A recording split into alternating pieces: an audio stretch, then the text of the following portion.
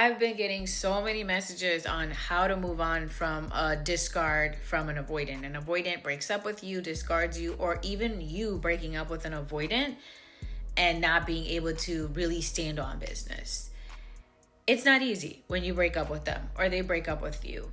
But I think what people don't understand is right after you break up with an avoidant or an avoidant breaks up with you, you experience a lot of limerence because you idolized them. You had a lot of inconsistency with them.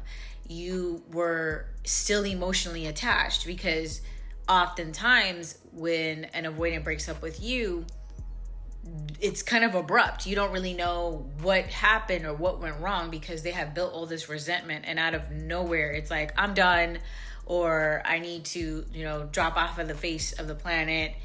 And so you're confused. You feel sort of ambushed with this breakup. And for those that also break up with their avoidant, they're thinking to themselves, like, we really didn't even fight that much. Or they didn't do what we would say are the classic signs, the classic abusive actions that people really break up for, right? Like the serious stuff, the physical stuff. Or the verbally abusive stuff, like how most narcissists are, right? So number one, you will have to realize that you probably idolize them and you put them on a pedestal. And the reason it's hard to break up with them is because now you're sort of crystallized in the moments that you can't really rationalize, like you're trying to pinpoint where it all went wrong. But you need to be real with yourself and accept the fact that most of that relationship, you were doing all the emotional labor.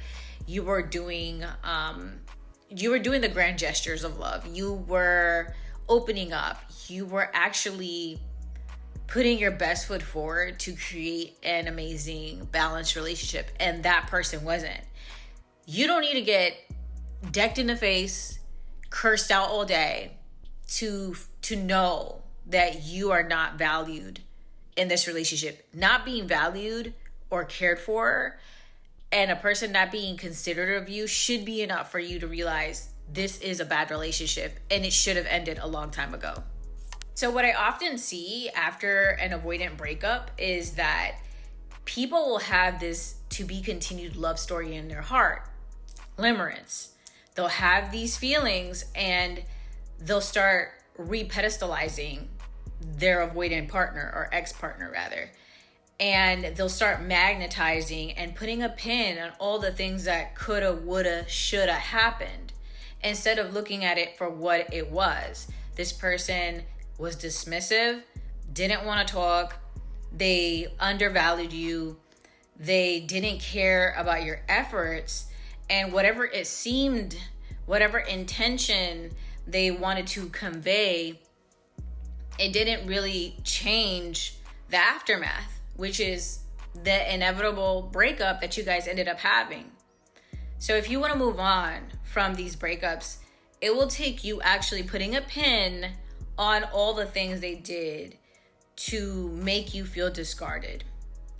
And you will also have to remind yourself that if this is what it was for several months, a year, several years, several decades, it's not going to change just because of a conversation you may or may not have, or a book they may or not read, or a therapy session they may or may not go to. This takes work. This type of mentality that they have, it takes an incredible amount of work for them to grow out of. And after these breakups, that chaser instinct in you is triggered. You're going to chase after closure. You're going to chase after resolution. You need them to solve the problem of the intimacy or the communication or whatever the case is. You're going to be chasing after that because in your head, you think this is the only person that can get it done because you just love them so much. They should be the one to resolve that. You cannot beg for water from an empty cup. You cannot beg. It's almost like you begging a homeless person for money and food. They could only give you what they have, or they can't give you anything at all. So you either gonna have to go to a church banquet or a place where they're passing out free lunches, or you're gonna just have to figure out how to get those needs met on your own. And if that means going to the supermarket and getting a job to get the money, or getting yourself some food and cooking it at home, that's what you're gonna have to do. But you can't keep begging people that don't have it for it. And if you keep trying, if you keep begging, if you continue to not stand on business, you're going to experience cognitive dissonance. You're not going to be able to compute why it is that you facilitated every single way for this person to open up, give you closure, fix the relationship. You're not going to be able to compute why it's not happening. You're going to start questioning what is wrong with you. You've done everything right. You genuinely feel like you're a great person to be in a relationship with, but why with this person it's not working? And it's because you're not looking at yourself like, hey, maybe I am not the most secure person in the world either. I want this person who has shown me time and time and again that they do not value me. I keep going back. I keep wanting them to see the value in me. You need to see the value in yourself. You need to magnetize the most valuable parts of yourself and work on the parts of you that is continuously bringing you into relationships that do not work for you. Relationships that are completely mismatched, uneven, unleveled, unequal. You need to figure out what it is about you that doesn't allow you to take a step back and say, no, fuck this. And hey, whether you like to acknowledge it or not, you're losing yourself in this person. You're losing yourself trying to figure out what the problem is and why they don't love you, why they don't care. You're losing yourself. And a person that's secure, a person that knows their value, a person that knows what they actually bring to the table, they're not about to spend days, hours, months, weeks, years, decades trying to figure this shit out, because they know that they're living on borrowed time. And quiet as is kept, a lot of people think because they've resolved some of their childhood, teenage, or adult trauma that they don't have any abandonment issues of their own. And then they'll get in a relationship with avoidants and get lost in their sauce. Stop trying to be Captain Save a motherfucker because you think that you know the way. You learned how to love and how to care and how to be understanding. Therefore, when you extend it to someone else who can't receive it or who's never received it, that they somehow are going to return the favor. No, that's not how it works. If you want to move on, you need to pin and magnetize the parts of these people that you're dating that long term will not work for you, that will do more harm than good on your psyche. And if that's too hard, I don't know. I can't save you. I can't. No, there's going to be no therapist, no book you can read that will save you.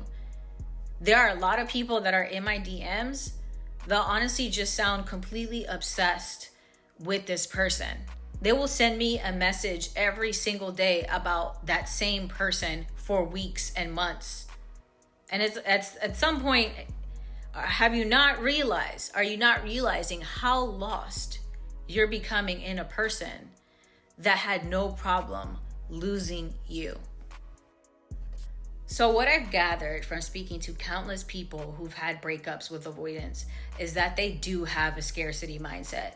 They believe that they're not going to find somebody that looks like that person, who acts like that person, who has the same interests as that person. Whatever the case may be, they feel like there's a very low probability they'll be able to feel those feelings of love and elation for someone else. And that mindset is what's going to keep you from finding the person that is your best match.